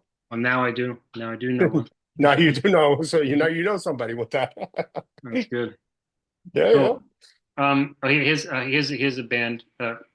Okay, this is too easy. I mean, too obvious, but Billy Maybe. Joel or Maybe. Elton John? Billy Joel, Elton John. Which Oh, one? Elton John. Elton John. You're an Elton guy. Okay, interesting. Elton John. Elton John. Billy Joel is not my thing, man. No. Yeah, Yeah. no, he's Billy Joel. I can never get into. Elton John is he's a Yeah, good night. phenomenal Now it's musician. actually goodbye. Good night. He's saying good night for the third time. Good night, good Good night, good night. night. I would say Billy Joel for me. It's not Okay, like okay, it's not a washout. I do love Elton John, but yeah, I guess being a New Yorker and being like primarily New Yorker, yeah, and yeah. Of course, and being a singer-songwriter myself, I yeah. just I like the fact that he's the whole thing. He writes the songs and he sings them He is, yeah, and the lyrics. And Elton John's yeah, a bit more of a showman. He does the music. He's a great musician. yeah. You know, He is a showman. He absolutely is. He's a there's a it's a piano and a candelabra. mhm. Yeah, he's great. I Yeah, appreciate both of yeah, them. yeah, man. It's funny. I never got to see Elton John or anything like that in concert. Again, not a big concert person, but here's one surprising for you, man, that I absolutely love the show. I saw George Michael, man, Oh at the yeah, Wachovia Center. Yeah, when I was in Philly, man. Yeah, it wow. was a phenomenal show. I actually love George Michael, so yeah. What year would that have been? That was 2008. Oh, okay, wow. That was close to 2008, that. man. Yeah, Yeah, because Clarkson would he have passed passed away away. pretty shortly after that, right? Yeah, yeah. So definitely, I actually got to see Tom Petty also at the Wachovia Center. Oh, really? He put on a phenomenal show, man. Yeah. I bet that was a good show, and I bet the sound was pretty decent for Oh him. my God, it was perfect. It was Yeah. absolutely perfect. Yeah. That's those shows that I saw there, man, were as near as perfect as you can get. And I had the box seats, man, like the like a private box seats because a colleague used to get tickets and I was like, dude, I'm so jumping on this. Absolutely, man. Yeah. Yeah. Nice. I did see Elton John. I saw Elton John twice. Once at Okay. Madison Square Garden. It's like 99 or something, 98, I think. And Wow. just by Okay. himself. That's when he was like bankrupt and he couldn't pay for a band. So he's like going around touring the world by himself, making a lot of money to get non-bankrupt. Cool. Non-bankrupt. A little dull, like just hearing him play piano for like 2 hours in Madison Square Oh, Garden. You know, yeah, that's rough, man. That's rough for sure. because so you pay for the tickets and you want the band, but Yeah. whatever. And then Um, once I saw him in Nassau Coliseum yeah. in 2006, I think he was with the band that night. Wow. Okay. Gotcha. One of my heroes that I got to see twice. And I mean, one of my top like music heroes I got to see. I don't know if you ever, or if you're a fan. Peter Gabriel. Oh, okay. I I like him. absolutely, I love Peter Gabriel, man. Is a huge influence. A lot of the movie score stuff that he does is just genius, man. It's phenomenal. But I got to see him the very first time at the place in Long Island, outdoor. Can't think of it, Yeah, I but like Long Beach Arena, whatever it's called. there you go. Long Beach, I believe, or something like that. Yes, And I remember seeing him live, man, and I'm like, how does this man sound better live than he does on a recording? I'll never understand. He sounds like a weeping alien. That's what he sounds like to me. He wow, sounds like a crying alien. And I just absolutely love Peter Gabriel, man. But yeah, got to see him and I was like, whoa, some of the best sound I've ever heard in my life, man. Seeing nice. him live. And of course, and I've seen Jones Beach, Jones Beach. Jones Beach. There you go. Yeah, A Jones Beach. friend of mine who's a great drummer who lives in Ireland. His wife um, is this like really popular artist in Ireland, uh, Okay. and somehow I saw her post this past year. I think it was 2024. She was like the set designer for Peter Gabriel, so she's like arm in arm with Peter Gabriel, designing his sets for his I'm, most recent world tour or something like oh wow, dude, that's neat, man. that. It's pretty awesome. Yeah. Yeah, like she's this revered visual artist in Europe apparently. Oh, Um, that's phenomenal. yeah, so at Jones Beach, I saw Megadeth during like Gigantour, I think it was. Okay. It's kind of forgettable. And I I saw imagine. Sex Pistols there like 2002 or three. Really Terrible. Yeah, interesting. with the Dropkick Murphys. I gotcha. They were kind of interesting, but Sex Pistols sucked. I mean, I didn't know what I was expecting, but it wasn't fun. The I was guy, never a fan, so I can't he had his really back to comment the too much. audience the whole time. The guitarist, he didn't look at the audience once. You know, Yikes. and You the know, music stinks. And yeah. the sweaters were like $60 like 22 years ago. So you Why can in the imagine. hell would you even want a Sex Pistols one, man? The only interest I have in Sex Pistols is that Gary Oldman played Johnny Rotten or whatever. I think Uh, that's the coolest thing about the Sex Pistols to me, is that Gary Oldman played the singer or whatever. okay. You know who I ended up seeing? And I admire the voice, but not the band so much. I know I'm gonna get a lot of hate for this one, but Soundgarden. Oh, really? I You saw saw them? Soundgarden. Yeah, I Wow. saw Soundgarden, man. I mean, Chris Cornell's voice is phenomenal, man. I love it, you know. I think his voice is great, but I'm not a fan of Audio Slave. I don't like Rage Against the Machine. Not my thing. I shouldn't say I don't like, but they're just not my thing. I saw them with Nine Inch Nails, actually. Soundgarden and Nine Inch Nails? Yeah, yeah, Jones Beach, man. It's a really Wow. cool show, though. Yeah, yeah. Yeah.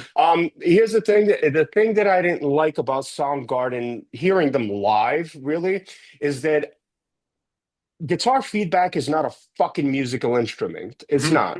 It Hmm. just makes my like that's called a malfunction. It's not I can't understand it. Like when people or guitar players above all things, like because ego isn't so prominent, of course, with guitar players. There's just this giant feedback that they love to do or whatever, and that to me, I'm like, oh my God, this is where the show ends for me. So, yeah, Well, I I'm with can't, you on I can't like Soundgarden.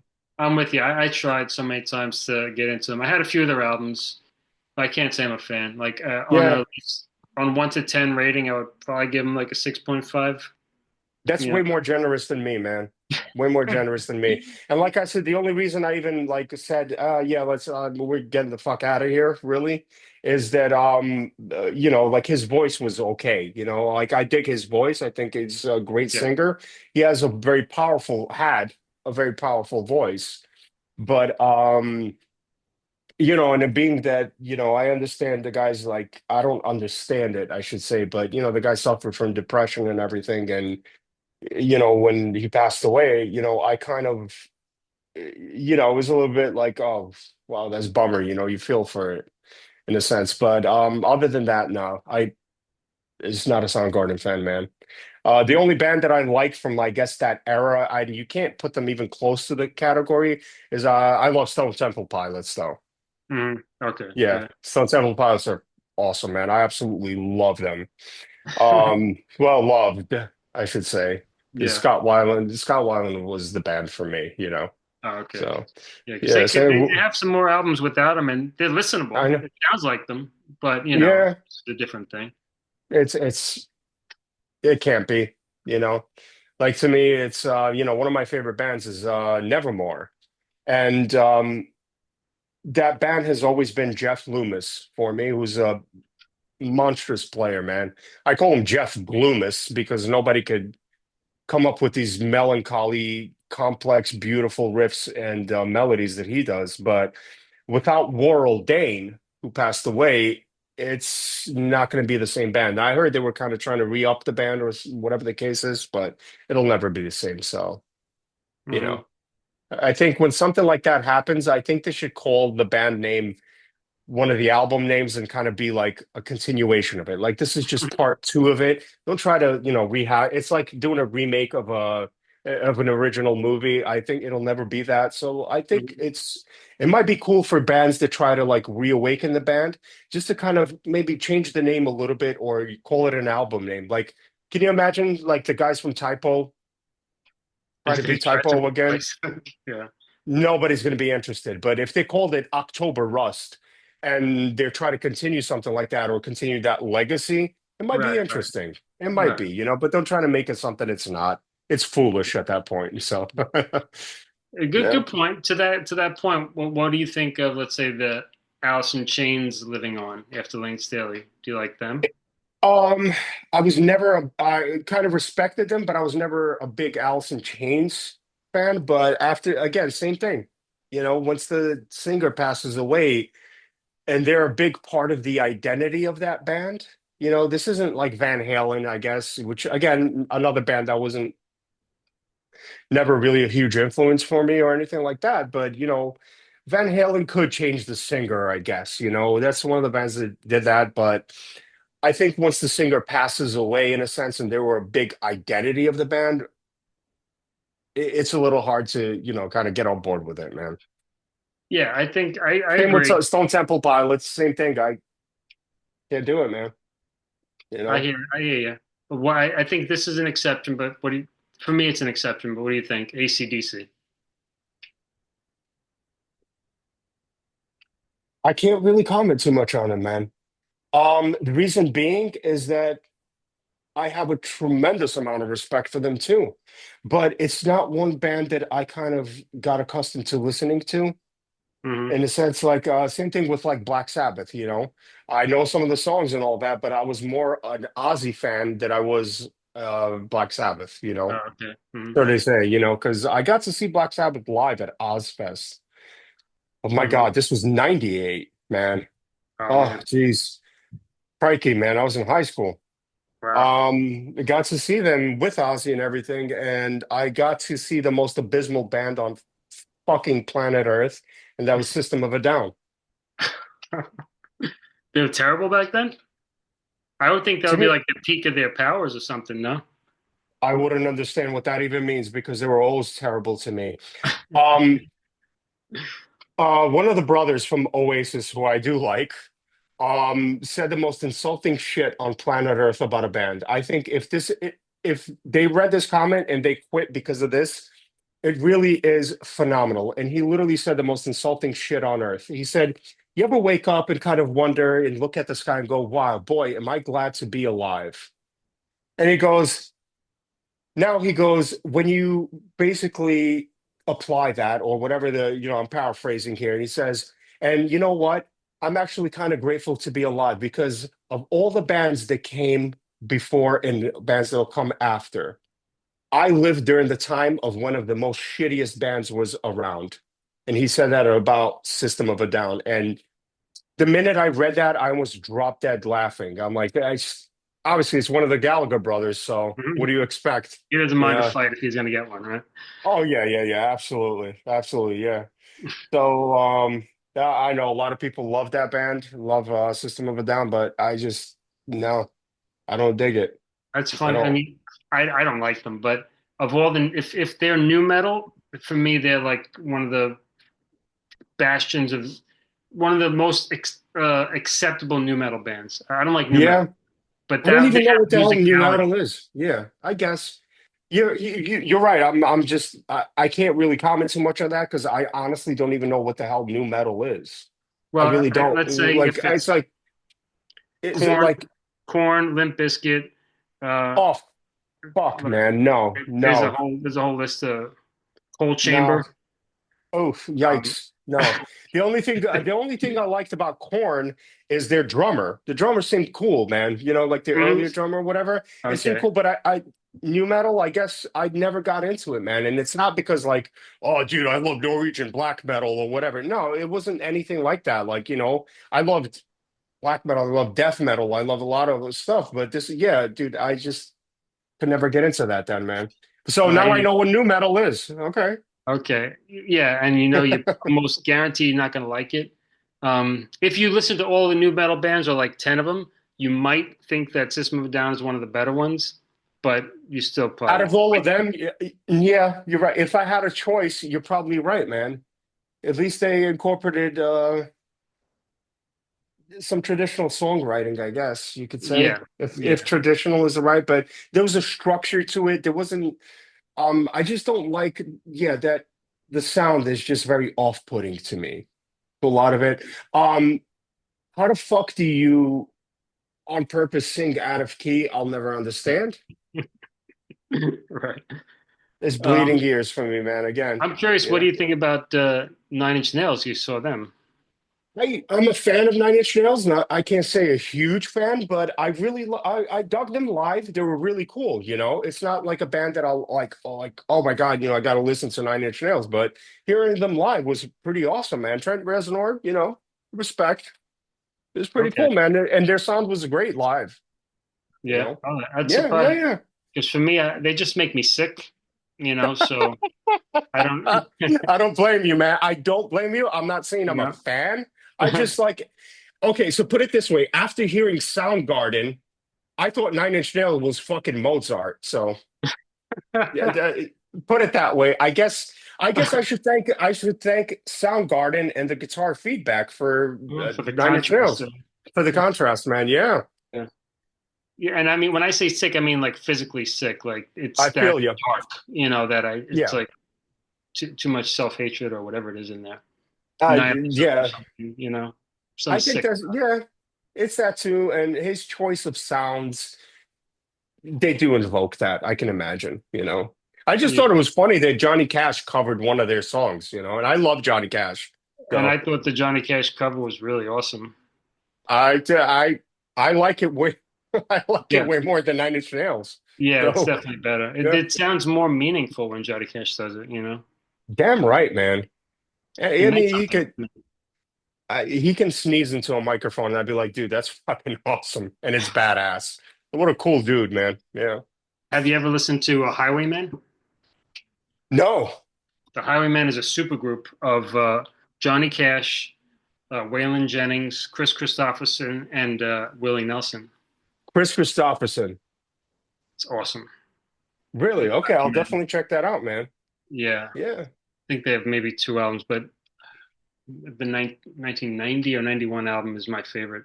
So I have so yeah, many I'll times I definitely listen to check them, that out, man.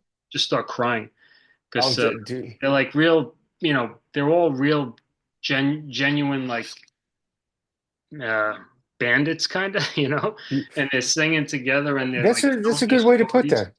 Yeah, They're telling these stories and they're, none of them are angels. but they're also they got a bit of angel and devil in them, both of them, because you could see like It's the chaotic good in a way.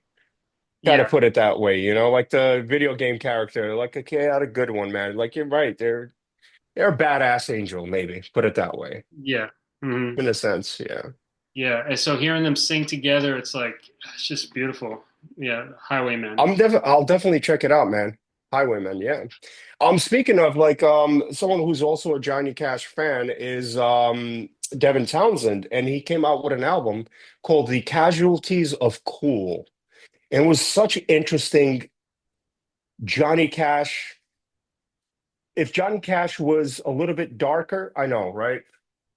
If he was a little bit darker and lived on the moon, I guess, or something.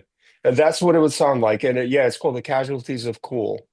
And yeah, anything Devin Townsend does, I'm usually glued to it or, fascinated by it one way or the other. So yeah. Cool. Yeah, just I am like writing my autobiography. I keep on whatever year I'm working on. I go to that year in music on Wikipedia and look at all the albums that came out and try to listen to the music of that time as I'm Dude, that writing that year. do you think that it helps you bring you back a little bit, man? Or Oh, definitely. Certainly the years that like vividly, I would say vividly. I know using audio to bring things back vividly and emotion wise, it's yeah, that's really awesome. That's wow, yeah, but it's also that I'm not only looking for like that memory of my own, I'm also trying to like tap into the zeitgeist of that time because, of yeah, course, 2006, like I wasn't listening to what's new, but when I listened to the music coming out in 2006, now I could kind of remember how I felt hearing some of that, and kind of remember feeling, of course, what movies came out any given year yeah, or all that. I have these like timelines of every single yeah. year. So when I'm writing those any particular year, I go to that and it transports me pretty well into Hey that time, man, if you you know. had a favorite cologne, I would say at the time too, just Right. Yeah. overload your senses, man. It'll bring you right back. That's as close as you'll ever get to a time machine, man. So Yeah, true, true. Yeah, and yeah, that's smell awesome, man. Wow. smells Yeah, really smells. Yeah. It's crazy, man. As human beings, how powerful that could be, and almost to somebody who like I, I maybe thankfully or non thankfully, whatever it is, but when people say, "Oh, I'm not really into music," or anything, you almost can't relate to them on a personal level at all, man. Same thing, but like people like yourself too, man. You hear something, it transports you back, smells, taste, or whatever it is, these senses that kind of help bring you back, man. It's pretty awesome. yeah, For and I better or always worse, for better or worse, you yeah, have to right. you have to live through it and work through your shit, man. I know. So Yeah. This is the whole, this is all like what's the word? Like therapy too, because I'm reliving everything, forcing myself to in well, a loving way because it's like what did I live it for if I can't like just own up to it all, Like what the and heck you is the story here? but not only that, man, I would think that you have a different perspective on it now too. You're reliving those emotions and everything, but as an adult, as a father, a husband, you also have different tools now that you can probably help make sense of that perspective, probably. Oh yeah, for sure. And Yeah. also with the Buddhist Okay. practice, meditation and stuff. Eh, dude, I Yeah. admire that, man. I tried to get into transcendental meditation and everything. It's really heavy, really incredible stuff though, man. Mhm.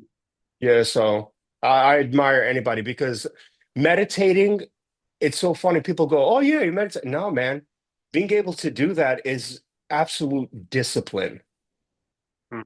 I think for me personally, I think it is not that I do much of it, but when my sister passed away in 2016 is really when you kind of have to rely on that. Where just being able to concentrate on nothing sometimes is really, really hard to do. Easier said than done, man.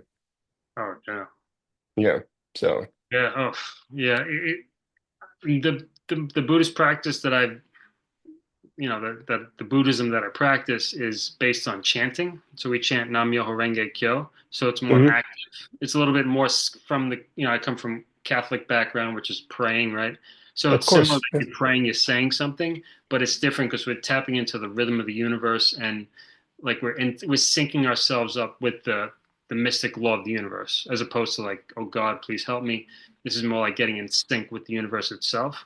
So it Which was I like think is to me. valuable. Wait, to me, just hearing that alone, and just from a personal level, because I don't follow any religious practice or anything like that, but being like, if I were to follow something, it would be something closer to Buddhism, because to me, the key thing you said there is the universe. You know what I mean? Hmm. It's not a deity. It's not a petty being. It's not Right. something, and again, I don't mean to offend anyone listening to this, obviously. This isn't, again, strictly opinion, but I think when you rely on something and kind of channel into the universe, it becomes so much more grand, I think. Hmm. Absolutely more grand. And it becomes non-biased. It becomes beautiful in a sense. Hmm. Really You're tapping not into thinking that. about it. You're not thinking on that. Oh, please, God, no, please reward me for this. Give me a little bit of sky cake, when I die or whatever it is. It's not like that. So, No, yeah, no, I it's think it's more about phenomenal, the oneness of self and environment, you know? which I think is phenomenal, man. And, you do tend to appreciate things a little bit more when you think that way, I think. Yeah. And it helps me get through, it's helped me so much in my path these past, well, I've been practicing Buddhism officially, I guess, since 2009. I joined, and pretty much Oh, congrats, man. almost That's not a awesome. day has gone by without me chanting. And it's not like a point of pride. It's just that once I It's found it, not, it's not. It it's has like nothing to do with that. Yeah. this works. So that's why I wouldn't want to go a day without it, you know? And you It's, found something that works for you. And that's, I think, a really, really amazing thing, man. Um, like you said, it works for you. And that's the main thing. It works and it just for you. There's no judgment. There's no bias toward it. There's nothing like, oh, you're not like me. Like you said, it works. And I think that's the core principle of a lot of things, really. yeah, know thyself. Right? Absolutely, man. And that's a hard pill to swallow for a lot of people, man. As I get older, know thyself is it seems to a very uncomfortable thing. And if you don't know thyself, going back to that being okay with boredom part is a very hard thing to do. Oh, yeah. It's very true. Yeah, man. Yeah, there's always no hill to climb or some toy to play with. It's like, no, just Yeah, sit still, be, just be. just be. You're right. Just be, man. And be okay with just being, you know. Hmm. I think that to me, it took a very long time, but better late than never, as they say. Sure, To be able to just do that, just be okay with things being okay, man. There's nothing wrong with things being neutral or boring or just not excitement, because it really is chasing the dragon, constantly wanting to stimulate things. That's why I don't have Facebook, I don't have Instagram, I don't have a LinkedIn page as a professional. I do not have any of that. I don't need it. And it seems like it's funny when you fall off of these things, it almost seems like you're just dead to the world. And that's sad. It's really sad, man. It it's sucks. bizarre. Yeah, it's It's bizarre. absolutely bizarre, man. The way people think is just like, Instagram is or any of these have become a thumbs up. And I think the thumbs up thing is probably the most nonchalant, asinine way of fucking communicating. I want to break someone's thumb off when I get a thumbs up as a like, wow, thank you. That's how you communicate. Thumbs up. Beat it, man. No. I hate that. I hate that. It's such an asinine way of communicating, I think, There's words. Write them out. There's a keyboard. I don't care if you write it on a paper. Communicate, you know. So I say that a lot in my professional environment too. Most of my colleagues know how much I hate that on a lot of these platforms that we use where they'll give you a thumbs up. I'm like, why don't you could do something with that thumb. That's funny. Yeah. Yeah. Well, I think what Buddhism helped me with, and now I meditate too, and meditation is not a part of this Buddhism. This is just something I've like chosen to Yeah. do on my own. I do yoga as well and Oh, whatever. shit. Nice, man. Yeah, but I still have sore ass knees. But whatever, it just I kind of have to do yoga. Put it that way. It's a Um, trade-off. It's a trade-off. I got you. I have to because otherwise I really can't even. feel decent in my body. Wow. Okay. Yeah, that's where I'm at. But And again, man, you discovered something that works for you. yeah, right, That's exactly. awesome. Yeah. Yeah.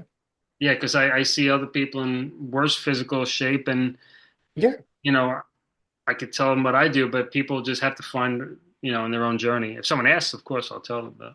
Yeah, yeah, of course. Same thing like with nutritional value and something. A lot of people always ask me, because I used to be heavily into working out and bodybuilding, and people who know me from back in the days or whatever it is, and they'll ask me for like, I'll give you an example. My cousin called me, who was a physical therapist, asking me on nutritional advice or something like that. Hey, how did you get past this or that?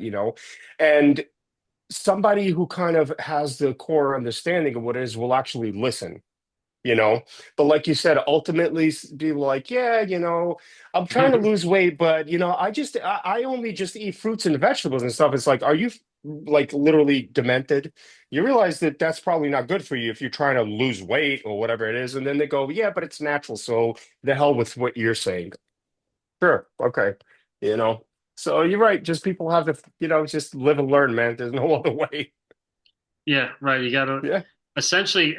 One thing I learned from writing my autobiography actually is Yeah. that nothing's true, is what I really fully believe. Nothing's true. Anything you've ever learned from any history book, nothing's true. Because if you try to write your own book, you're going to see you're just making it up. You could say this or you could say that. It's like nothing is inherently true because it's coming from a That's person interesting. Yeah, who's you're choosing to you're write it, you know? And you're I know what it's absolutely like to right, be man. that person that's presenting that creative thing. What's the difference between me and any other person, We're just like Yeah. saying this is it. But I know I don't really know the truth of anything. I can only tell you my truth. It- I was just gonna say, it's your perspective and how you see things and the understanding at the time, like going back in time, you had a different reflection of what something was or something truly is or whatever, but it's based on the tools that you had at the time or have now, and gain that perspective, because things change. I'll constantly think back. I was like, well, that's why I did this, because I didn't have the experience that I have now to be able to tell the difference on something, or made this choice because I didn't know what something different was. So I did Mhm. the best I could at the time, you know. Yeah. So Right. it's And then understandable, man. But that takes courage, John. So I admire it, man. I admire that, man, trying to write your own book and all that. So when do you have like a deadline for yourself or anything, or are you trying, I should say, not that that's a good or bad thing. I'm just saying, like, do you have anything, like, in other words, when can I expect to read that? right. Well, I do put out one chapter at a time. So like on Okay. my website right now, there's a bunch of chapters already there. But Okay. um, uh, yeah, when it's published, I'm feeling like this year I could probably finish it, and then Okay. 2006 would be the putting it into a final form and possibly publishing it 2026. Yeah, 226. Okay. yeah. Awesome, man. I mean, hey, listen, I take your really try time with not to it, but pressure myself. Yeah, because don't it's just so don't fun. It's so fun. I don't want it to be over. Uh, it's like endlessly interesting. And that's I don't say amazing, that man. to toot my own horn, but it's my No, no. life. And who else is gonna? Well, No one's gonna dive into it like this. But when I do, if I could present it in a way that maybe someone could get value out of it, why not? yeah. And then enjoy the what I learned from it myself, Yeah, but it also, like, going back to, from what you said, it's a form of it's therapy. as It's well. therapeutic. But I'm sure you're also adding a physical aspect to it. You're not just reliving it, thinking about it. You're writing it down. And that's a big portion of, like, a lot of therapy. You write down in a journal, in a sense, because you're putting a physical manifestation on there, the words on paper or keyboard, you know what I mean? Hmm. But it's a physical manifestation of what you're doing, and that it puts a lot more like weight to the thoughts themselves, because and then you also have a chance to read it back. So I think that's Hmm. powerful, man. That really is. Yeah, thank you. That's Uh, awesome, man. like today, I was recently the past few days been doing 2006, which was the year my band Level Six broke up. Level And six. Wait, was Justin Longo in there? yeah, that was the band with Justin and Lou No, and wow. Okay. AJ. Yeah, Okay. yeah. Okay. So Wow. we were together for 3+ years, 2003 to 2006, and it was weird era. It was kind of like my Dark Night of the Soul era, you know. Okay. But I was definitely on the dark path then. Not like Gotcha. intentionally trying to harm people, but that was like when I kind of put my God aside the most in my life, kind of. You know, it was Yeah. allow myself to be a little bit of a bad boy. Because Okay. I tend towards the sort of being a good boy because my dad died young. It was me and my brother and my mom. Yeah. I was the oldest, so I thought I had to, kind of like be good to keep things together. Whatever. Yeah. Yeah. But this all emerged as I look back in my life. But anyway, 2006, pretty interesting year. I see the band falling apart. I see as I'm, reliving it now. We went our rehearsal studio was in Rockaway, and we ended up moving from Wow. the second floor to the first floor, and we moved right next to Typo Negative. Typo Negative was here in this room. We were in that room, so they're right next Wow. to us. And then once in a while we see Pete, and we're hanging out, and then we got offered a chance to go on a mini tour with Carnivore because he was bringing Carnivore back. So we did this tour, Level Six, with Carnivore for 3 dates Wow, me, man. on the northeast coast, and it was crazy and interesting, but not Yeah, for me. yeah. I realized like this is not cool. Too much recklessness, and I saw some things from their camp as well. I was like, I don't want this to be my future, you know. Yeah, So, yeah. so Pete was really Smart good. choice. Yeah, Pete was really good about that, like just living publicly. So you learn from him what you will, like that type of thing. Yeah, yeah. We kind of called him Uncle Pete. That's how he felt. That's And, awesome, though. you Yeah. know, so I got to see that, and then to see how I actually found some footage from that time, and to see how we were interacting as a band. I'm like, oh Dude, I would love to see that, man. I'm gonna put it on YouTube unlisted, and I'll share it with you so you can see it. Uh, Please do, man. I'd love to see that, man. Definitely. Yeah, those days. Oh man. I hear you, man. You know, it's funny. The crazy thing is, I actually saw you play live a few times, man. You know, and it Mm. was with Jeremy. Like, hey, John Henry's playing tonight. I was like, oh yeah, definitely. You know, like I said, I saw you like playing at the Wicked Monk. Then I saw you play at dude. Remember L'Amour's, man? Oh yeah. I I went. actually played in L'Amour's once. Oh, you So did? yeah, well, yeah, yeah. I used to be in a band with Jason Donnelly. So What was it? You were in Sidonia or a different band? Sidonia, pretty much. Yeah, Sidonia. Yeah, yeah. With James Tutton as the singer, man. He was pretty cool.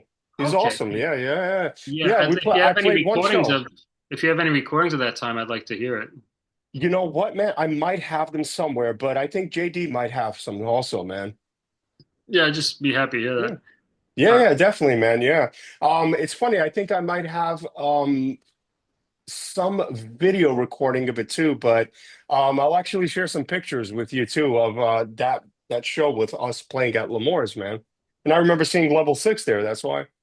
oh yeah. Well, I don't know if Level Six played in the Moors, but Modus Tollens did, and District 22 did, and Gotcha. two bands I was in, and also uh, Stone Plush. Temple Oh, Pilots. yeah, the Stone Temple Stone Pilots Temple. tribute band. Yeah, I did see you play that as well. So yeah. I think it was yeah, I'm It probably pretty would have been. sure. It would have been maybe the Plush and District 22 night. We did that Probably. twice Okay. together. So I was playing like electric in this four-piece band. Yeah. Gotcha. Yeah, yeah. I definitely remember seeing you at L'Amour's, so yeah. Cool. Did you know that I sung for Sidonia for like one gig in No, '98? Yeah. I was like I was a fill-in singer for like a month because they you're shitting me. before James Wow. joined. Yeah. And then James redid the lyrics, but I actually wrote lyrics for the song Sands of Time and whatever a few other songs. Yeah, And yeah. just as a filler because I knew I wasn't going to join, but they needed someone. They wanted to do a gig, and Yeah. so I sang with Duke and Frank and Wow, Jason, dude. loud as You know, hell. Talking about loud as hell, man. yeah, talk about like, you know what's funny? I actually have a few videos of just me and me and that crazy drummer, jamming together, man, doing some like Uh, Meshuggah stuff. Yeah, yeah, yeah. And I'm talking about recent. This is probably right before COVID and stuff like that. Yeah, oh, wow. yeah, yeah. It Yeah, I kind of never lost heard. touch. I Yeah, never heard anyone play drums like him before that, or yeah. since really. It's like Yeah, thunder. yeah. Yeah. No, absolutely, man. I played with one other drummer that was just phenomenal, and his name is Eddie DeCesare. And he plays for a band called that I briefly played for. They're called Monochromatic Black. Yeah, they're gaining a lot of attention now, though. Really cool band, good people, man. My friend John Gribben was in the band, and he's the one who started it and called me. But I really tried, man. I tried, but being that I have a full-time career job and all that, I just wasn't able to do it. And I'm like, Yeah, listen, yeah, nothing personal, man, but there's just no way I could do this. It would be impossible driving to Long Island and trying to play music, write music and all of that and just be in a full-time band. It's just not plausible at all, man. yeah. I So totally yeah. get you. Yeah, but that's pretty neat though, man. I had no idea you actually sung for a gig for them, man. Yeah. Yeah, interesting part of part of the Yeah. history. Yeah. It's funny how like we all kind of know each other and things kind of are within the group. It's pretty awesome, I think. I wonder if I ever saw you play with Sidonia. I don't remember if I Man, did. probably not. No, I think we were only together for about a year before things kind of just fell apart. Mhm. Yeah, Yeah, yeah. because I wasn't sure any particular specific band. I knew you were a very good guitar player Ah, and that you thank you, played a man. genre, but I just didn't know the band. And now it's starting to ring a bell, like that you played with JD for a while. Yeah, Yeah, yeah. Yeah, yeah. yeah. He's a phenomenal musician, man. A phenomenal guitar player, great songwriter, man. And he's actually a really amazing guitar teacher, man. Oh, okay. He's got the discipline to teach, man, which is something I never had. Okay. You know, Yeah. I realized I'm not a great guitar teacher or anything like that. I never also had an interest to kind of do that. I was always more of absorbing. So, Mhm. yeah. Yeah. Well, you're in this IT thing, which is something I could never imagine myself doing, but did check Yeah, in naturally. I wouldn't advise it, man. Unless you love technology, I wouldn't advise this for a second to anyone as a career choice. Believe me, I Really. really wouldn't. I really wouldn't, especially nowadays, man. It's hit the shitter big time. So Wow. Hmm. wouldn't advise it at all. No. Okay. Yeah, Oh, I do love I love technology. I'm a big advocate for it, but as a career choice, no, definitely not. hmm. Yeah. Well, we're in Pretty neat, changing man. times, that's for sure, right? Yeah, we definitely are, John. And they're constantly changing, evolving, and growing, which I love that aspect of technology. And like I said, I'm all for Skynet, man. Oh, yeah. Yeah. Like linking everything together or something. Well, no, I mean like Terminator of like artificial intelligence kind of taking over humanity. Okay. As a joke, as a Okay. joke, as a joke, really. Yeah. Yeah. Yeah, man. Well, yeah, it's been great catching up with you, man. And yes, Dude, it's absolutely, man. Thank you the so open much, invite man. to do this again and also to come here in person Oh, and dude, yeah. jam with Kai and stuff. Oh, dude, you know what, man? I would definitely take you up on the opportunity, man. And given the fact, like I said, we live like, I mean, minutes away from each other, man, which is, yeah, yeah. Yeah, come up. You want to say hi to John? She just wants to say hi to you. Hello, Kitty. How you doing? Yeah, everybody knows her at work. Any video calls and meetings, she's the star. So, What's her name? yeah, Luna. Luna. Oh, yeah. There you go. Yeah, yeah. Nice. My little munchkin. Oh, But yeah, John, thank you so much for the opportunity, brother. It really has been a pleasure, honestly, man. yeah. Ditto. Right back at you, man. Thank you, So bro. when I put your YouTube channel in the description, do you want me to Yeah, call it something or just put the whatever link? you like, man. If you want to give it a name, go for it, man. But otherwise, the link is fine. Yeah, Okay. bearded dipshit from Brooklyn with a guitar, anything you want. I'm okay, man. Very open. All right. Sounds good. By all means, yeah, box heart, Yeah. Right. I'm Yeah. totally stealing that from Kai, man. Yeah, cool. Send me any music that you recommend, and I'll send you a couple links of things you might want to check Absolutely, man. out. I got you. Yeah, I got your number too, man. So this way we Mhm. can actually communicate, and it doesn't have to be through, YouTube commentary. So, yeah, yeah. But you got my number. Anything you need, anything like that. But yeah, I'd love to send you some music and different stuff. Not necessarily metal or anything. I listen to a whole variety of stuff, so that I might think you dig. Cool. Yeah, same Cool. here. I'll send you some stuff too. Awesome. John, cheers, brother. Yeah, it's been a pleasure. Have a good night. Have a good night, bro. All right, Cheers. good night, everyone. Take care. Yeah. Bye-bye. Bye.